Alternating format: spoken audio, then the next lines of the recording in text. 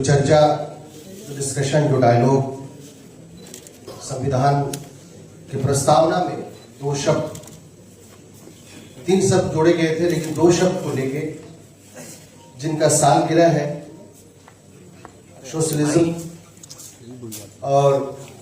Secularism, उस सालगिरह के मौके पे जो एक डायलॉग के रूप में आज का ये कार्यक्रम हम भारत के लोग के द्वारा आयोजित किया गया है, सबको बधाई मुबारकबाद। दो शब्द, ये सेकुलरिज्म और सोशलिज्म, कि हमारा देश का संविधान जब भी बना था, इन तमाम शब्दों का गर्चे शब्द नहीं थे।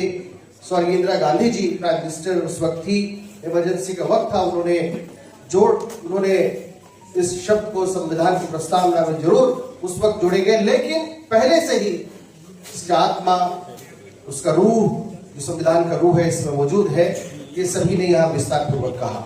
कुछ दिनों पहले जब इसको लेकर सुप्रीम कोर्ट में डिबेट डिस्कशन चल रहा था, हम लोगों की गुफ्तगू लगातार हो रही थी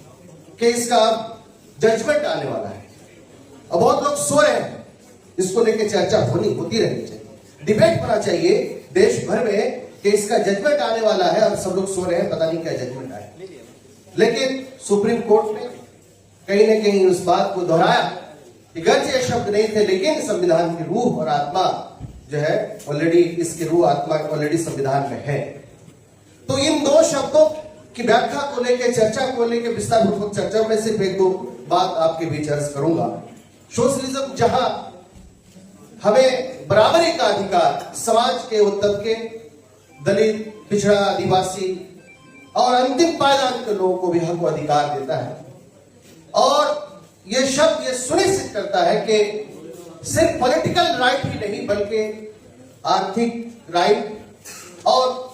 सामाजिक अधिकार हमें मिलना चाहिए, वो इन शब्दों से मिलता है। लेकिन आज अगर हम देखते हैं, अभी कुछ ही दिन पहले एक रिपोर्ट आई थी, देश में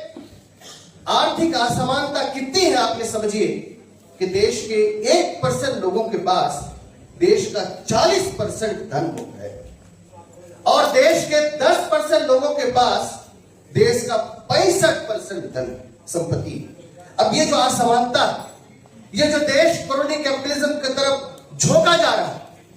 तो उसकी भी एक बड़ी लड़ाई है,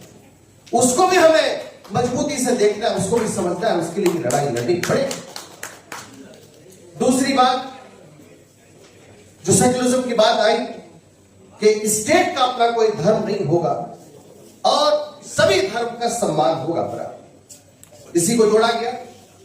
और ये ऑलरेडी मौजूद था, लेकिन इसको जोड़ करके फोकस किया गया।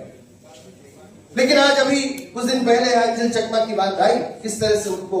मारा गया, एक दिन में ये घटना नहीं हुई। अभी 2 दिन पहले मधुबनी में, मैं बिहार से आता हूं, कटिहार से, मुर्शिद नाम का एक लड़का जो हमारे सुपौल का है, हमारे बगल के जिले का, उनका लैंग्वेज बंगाली, बंगला में बात कर रहा था, और वो एक मजदूर है, नाली बनाने के लिए गया हुआ था वहां मजदूरी करने, बंगला जुबान में बात कर रहा है, तो उनको बांग्लादेशी समझ करके किस तरह से मारा पीटा गया। वो तो आए मौके पे लोग नहीं पहुंचते, अलर्ट नहीं होते, तो अंजलि चकमा की तरह उनका भी देहांत हो गया। तो ये जो घटनाएं लगातार घट रही है,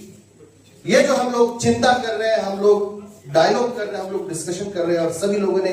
अच्छी बात यहाँ की इस कार्यक्रम के माध्यम से, जहां इस दो शब्द के साथ साथ संविधान को लेकर जो चिंता, संविधान को लेकर जो हमारे बीच एक उसको सोच है कि किस तरह इसको बचाया जाए, किस तरह से जो लड़ाई है उस अलग अलग, वहीं पे अलग अलग शब्दों पे, अलग अलग जगहों पे, उस लड़ाई को हमें आने वाले दिन में और मजबूती से अलग अलग प्लेटफॉर्म पे, राजनीतिक लड़ाई, हमारे यहाँ